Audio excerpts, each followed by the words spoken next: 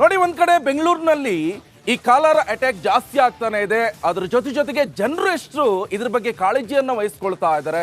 ಇದ್ರ ನಡುವೆ medical college ವಿದ್ಯಾರ್ಥಿಗಳಿಗೆ ಕಾಲರ ಅಟ್ಯಾಕ್ ಆಗಿರುವಂಥದ್ದು. ಆದರೆ ಇದೆಲ್ಲದರ ನಡುವೆ ಈಗ ನಿಮ್ಮ ರಿಪಬ್ಲಿಕ್ ಕನ್ನಡ ರಿಯಾಲಿಟಿ ಚೆಕ್ ಅನ್ನ ನಡೆಸ್ತಾ ಇರುವಂಥದ್ದು. ಈ ಬೀದಿ ಬದಿ ವ್ಯಾಪಾರಿಗಳಿರ್ಬೋದು ಅಥವಾ ಪ್ರತಿಯೊಂದು ಈ ಜನರು ಇದ್ರ ಬಗ್ಗೆ ಎಷ್ಟು ನಿಗಾವನ್ನು ವಹಿಸ್ತಿದ್ದಾರೆ ಅಂತ ಬನ್ನಿ, ಆ ಬಗ್ಗೆ ಒಂದು ಪ್ಯಾಕೇಜ್ ಇದೆ, ನೋಡ್ಕೊಂಡು ಬನ್ನಿ.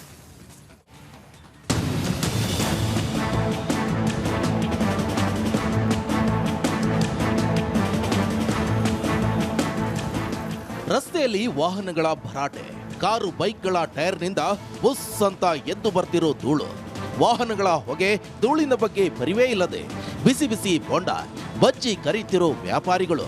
ಬೆಂಗಳೂರಿನಲ್ಲಿ ಕಾಲರ ಕಾಲಿಟ್ಟಿರೋ ಪರಿವೇ ಇಲ್ಲದೆ ಒನ್ಸ್ ಮೋರ್ ಅಂತ ರಸ್ತೆಯ ಬದಿಯ ಹೋಟೆಲ್ಗಳಲ್ಲಿ ಊಟ ತಿಂಡಿ ಜಮಾಯಿಸ್ತಿರೋ ಜನರು. ಇದೆಲ್ಲ ಸೀನ್ಗಳು ನಮಗೆ ಕಾಣಿಸಿದ್ದು ಬೆಂಗಳೂರಿನ ಬಿಸಿ ಏರಿಯಾ ವಿಜಯನಗರದ ವುಡ್ ಸ್ಟ್ರೀಟ್ನಲ್ಲಿ.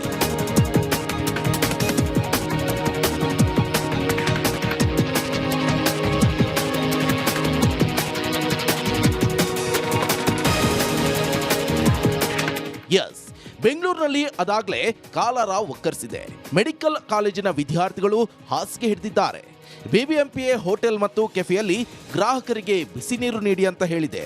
ಆದರೂ ಕೂಡ ನಮ್ಮ ಜನರಿಗೆ ಅವರ ಆರೋಗ್ಯದ ಕಾಳಜಿ ಇಲ್ಲ, ಕಾಲರಗೂ ಕೇರ್ ಮಾಡ್ತಿಲ್ಲ. ಈ ಒಂದು ವಿಜಯನಗರದ ಫುಡ್ ಸ್ಟ್ರೀಟು ಯಾವುದೇ ರೀತಿಯ ನೀಟಿಲ್ಲ, ಮತ್ತೊಂದು ಕಡೆ ಕುಡಿಯೋ ನೀರು ಚೆನ್ನಾಗಿಲ್ಲ, ಮತ್ತೊಂದು ಕಡೆ ಸಿಲಿಂಡರ್ ಎಲ್ಲ ಹೊರಗಡೆ ಇಟ್ಟಿದ್ದಾರೆ. ಏನಾದರೂ ಸ್ಫೋಟ ಆಯ್ತಂದ್ರೆ ಯಾರು ಹೊಣೆ ಎಂಬುದು ಪ್ರಶ್ನೆ ಮೂಡಿದೆ. ಮತ್ತೊಂದು ಕಡೆ ಮಾಡುವ ವಿಧಾನ, ಯಾಕಂದರೆ ಪಕ್ಕದಲ್ಲಿ ರಸ್ತೆ ಇದೆ, ಸಾಕಷ್ಟು ಧೂಳು, ಮತ್ತೊಂದು ಕಡೆ ಸ್ಮೆಲ್ ಜಾಸ್ತಿ ಬರುತ್ತೆ. ಪಕ್ಕದಲ್ಲಿ ಅವರು ಪೂರಿ ಮಾಡ್ತಾರೆ, ಮತ್ತೊಂದು ಕಡೆ ಎಣ್ಣೆ ಯಾವ ರೀತಿ ಯೂಸ್ ಮಾಡ್ತಾರೆ ಅದು ಕರೆಕ್ಟಾಗಿ ಚೆನ್ನಾಗಿ ಕಾಣ್ತಿಲ್ಲ. ಆರೋಗ್ಯ ಇಲಾಖೆ ಆದೇಶಕ್ಕೆ ಬೀದಿ ಬದಿ ಹೋಟೆಲ್ಗಳಲ್ಲಿ ಕಿಮ್ಮತ್ತೇ ಇಲ್ಲ. ಕಾಲರ ತಡೆಗೆ ಏನೇನು ಕ್ರಮ ಕೈಗೊಂಡಿದ್ದೀರಾ ಅಂದ್ರೆ ಹಾರಿಕೆಯ ಉತ್ತರ ನೀಡ್ತಾರೆ.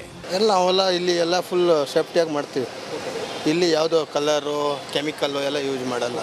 ಸರ್, ಕುಡಿಯೋ ನೀರು ಯಾವ ರೀತಿಯಾಗಿ ಬಳಕೆ ಮಾಡ್ತಾರೆ ಅಂತ? ಕುಡಿಯೋ ನೀರು ಇದು 5 ರೂಪಾಯಿ ಕೈನ್ ವಾಟರ್ ಎಲ್ಲ ಯೂಸ್ ಮಾಡ್ತೀವಿ ಸರ್. ಹೌದು, ಇಲ್ಲಿ ಎಲ್ಲರೂ ಅದೇ ಯೂಸ್ ಮಾಡೋದು. ಕ್ಲೀನ್ ಆಗಿದೆ ಸರ್. ನಾವೆಲ್ಲ ಎಲ್ಲ ಫುಲ್ ಎಸ್ ಬಾಡಿ ಕಟ್ಕೊಂಡು ನೀಟಾಗಿ ಇಟ್ಕೊಂಡಿರೋದು ಅಂಗಡಿ. ಯಾವುದು ಇಲ್ಲಿ ಗಲೀಜ್ ಕಾಣಲ್ಲ. ವ್ಯಾಪಾರಿಗಳೇನೋ ತಮ್ಮ ಹೊಟ್ಟೆಪಾಡು ನಡೆಸಲು ಸ್ವಚ್ಛತೆಯೊಂದಿಗೆ ಕಾಂಪ್ರಮೈಸ್ ಮಾಡಿಕೊಂಡಿದ್ದಾರೆ. ಗ್ರಾಹಕರು ಆ ಟೈಮ್ಗೆ ಸಿಕ್ಕಿದ್ರೆ ಸಾಕು ಅಂತ ರಸ್ತೆ ಬದಿಯ ಅಂಗಡಿಗಳನ್ನ ಅವಲಂಬಿಸಿದ್ದಾರೆ. ಇಲ್ಲಿ ಆರೋಗ್ಯ ಇಲಾಖೆ ತನ್ನ ಕರ್ತವ್ಯವನ್ನ ಸರಿಯಾಗಿ ಮಾಡಬೇಕಿದೆ. ಫುಡ್ ಸ್ಟ್ರೀಟ್ಗಳಿಗೆ ಭೇಟಿ ಮಾಡಿ ಮಾರ್ಗಸೂಚಿ ಹೊರಡಿಸಬೇಕಿದೆ. News desk, republic Kannada, Bengaluru. ಮಂಡ್ಯದಲ್ಲಿ ಕಾಂಗ್ರೆಸ್ನ ನಾಯಕರು ಚುನಾವಣೆಗೋಸ್ಕರ ಹಪ್ತಾ ವಸೂಲಿ ಮಾಡ್ತಾ ಇದ್ದಾರೆ. ಹೀಗಂತ ಗಂಭೀರ ಆರೋಪವನ್ನು ಮಾಡಿದ್ದಾರೆ. ಮಂಡ್ಯದಲ್ಲಿ ಎಲೆಕ್ಷನ್ಗಾಗಿ ಕಾಂಗ್ರೆಸ್ ಹಪ್ತಾ ವಸೂಲಿ ಮಾಡ್ತಾ ಇದೆ ಅಂತ ಹೇಳಿ ಗಂಭೀರ ಆರೋಪವನ್ನ ಮಾಡಿದ್ದಾರೆ. ಗಣಿ ಮಾಲೀಕರಿಂದ ಹಪ್ತಾ ವಸೂಲಿ ಮಾಡ್ತಾ ಇದ್ದಾರೆ. 15 ಲಕ್ಷ ರೂಪಾಯಿ ಹಣ ಸಂಗ್ರಹ ಮಾಡಿದ್ದಾರೆ ಅನ್ನುವ ಆರೋಪ ಮಾಡಿದ್ದಾರೆ. ಕಾಂಗ್ರೆಸ್ ಪರ ಕೆಲಸ ಮಾಡುವಂತೆ ಚುನಾವಣಾಧಿಕಾರಿಗಳಿಗೆ ಪಾಠ ಮಾಡ್ತಾ ಇದ್ದಾರೆ. ಮಾಜಿ MLC ಮರಿತಿಬ್ಬೇಗೌಡ ಕಾಂಗ್ರೆಸ್ ವಿರುದ್ಧ ಗಂಭೀರ ಆರೋಪ ಮಾಡಿದ್ದಾರೆ. ಜೆಡಿಎಸ್ನ ಮಾಜಿ ಶಾಸಕ ಸುರೇಶ್ ಗೌಡ ಗಂಭೀರ ಆರೋಪ ಮಾಡಿದ್ದಾರೆ. ಚುನಾವಣಾ ಖರ್ಚಿಗೆ ಕಾಂಗ್ರೆಸ್ ಹಣವನ್ನು ವಸೂಲಿ ಮಾಡ್ತಾ ಇದೆ. ಗಣಿ ಮಾಲೀಕರಿಂದ ಚುನಾವಣಾ ಖರ್ಚಿಗೆ 15 ಲಕ್ಷ ರೂಪಾಯಿ ಹಣ ವಸೂಲಿ ಮಾಡಿದ್ದಾರೆ. ಜಿಲ್ಲೆಯಾದ್ಯಂತ ಗಣಿ ಮಾಲೀಕರಿಂದ ಹಪ್ತಾ ವಸೂಲಿ 15 ಲಕ್ಷದಂತೆ ಹಣ ವಸೂಲಿ ಮಾಡಿದ್ದಾರೆ. ಕಾಂಗ್ರೆಸ್ ಪರ ಕೆಲಸ ಮಾಡುವಂತೆ ಅಧಿಕಾರಿಗಳಿಗೆ ಒತ್ತಡ ಇದೆ. ಅಕ್ರಮವಾಗಿ ಅಧಿಕಾರಿಯನ್ನ ಕರೆದು ಖಾಸಗಿ ಹೋಟೆಲ್ನಲ್ಲಿ ಇವರು ಸಭೆ ಮಾಡ್ತಾರೆ. ಕಂದಾಯ ಅರಣ್ಯ ಅಧಿಕಾರಿಗಳನ್ನ ಕರೆದು ಮರಿತಿಬ್ಬೇಗೌಡರು ಸಭೆ ಮಾಡ್ತಾರೆ. ಮಂಡ್ಯದಲ್ಲಿ ಮಾಜಿ ಶಾಸಕ ಸುರೇಶ್ ಗೌಡರು ಗಂಭೀರ ಆರೋಪ ಮಾಡಿದ್ದಾರೆ ಕಾಂಗ್ರೆಸ್ ಮೇಲೆ. ಒಬ್ಬ ಗಣಿ ಮೈನ್ಸ್ ಅಂಡ್ ಜಿಯಾಲಜಿಸ್ಟ್ ಅಧಿಕಾರಿಗಳಿಗೆ ಕ್ವಾರಿಗಳನ್ನ ಯಾರು ಗಣಿಗಾರಿಕೆ ಮಾಡ್ತಾರೆ ಅವ್ರಿಗೆ ಫೋನ್ ಮಾಡಿ 15 ಲಕ್ಷ ಒಬ್ಬೊಬ್ಬರಿಗೆ ಚುನಾವಣೆ ಫಂಡ್ ಕೊಡಬೇಕು ಅಂತ. ಇವತ್ತು ಎಲ್ಲ ಡಿವಿಷನ್ಗಳಲ್ಲಿ ಇರಿಗೇಷನ್ ಇರ್ಬೋದು, PWD ಇರ್ಬೋದು, ಸೀನಿಯಾರಿಟಿ ಇಲ್ಲದೆ ಇದ್ರು ಸಹ 29 ಕೋಟಿ 10% ಕಲೆಕ್ಟ್ ಮಾಡಿಕೊಂಡು ಇವತ್ತು ಕೊಟ್ಟಿದ್ದಾರೆ.